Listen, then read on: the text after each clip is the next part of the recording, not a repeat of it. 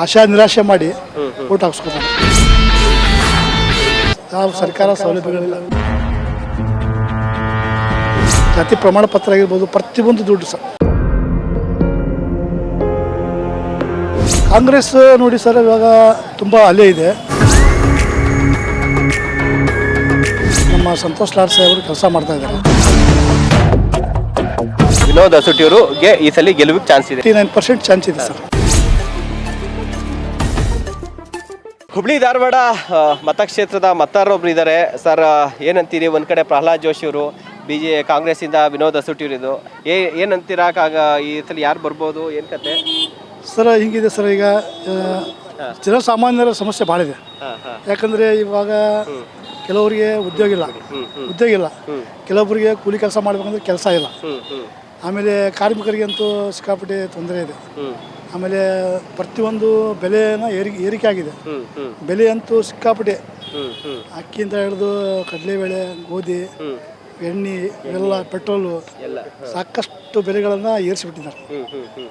ಬಡ ಕುಟುಂಬರು, ಬಡ ಜನರು ಬದುಕೋದು ಭಾಳ ಕಷ್ಟ ಆಗಿದೆ.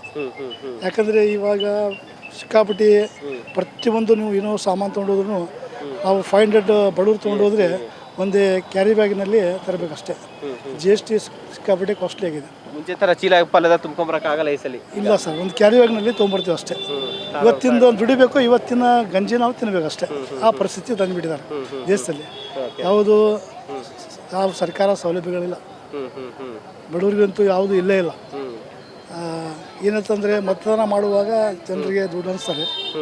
ದುಡ್ಡನ್ನು ಹಂಚಿ ಒಂದು 1000 ರೂಪಾಯಿ ಆಗಲಿ, ಅದು ಒಂದು 1000 ರೂಪಾಯಿ ತೊಗೊಂಡು ಬಡವರಿಗೆ ಕೊಟ್ಟು ಅವರಿಗೆ ಆಶಾ ನಿರಾಶೆ ಮಾಡಿ ಓಟ್ ಹಾಕ್ಸ್ಕೊತಾರೆ.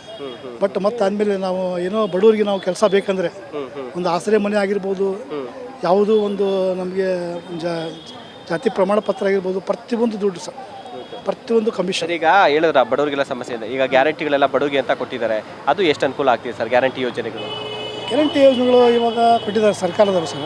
ಅದು ಹೆಣ್ಮಕ್ಳಿಗೆ ಮಾತ್ರ ಇದೆ ಸರ್. ಅದೇ ಸ್ವಲ್ಪ ವಯಸ್ಸಾದವ್ರಿಗೆ ಕೊಟ್ಟರೆ ಭಾಳ ಒಳ್ಳೆಯದು.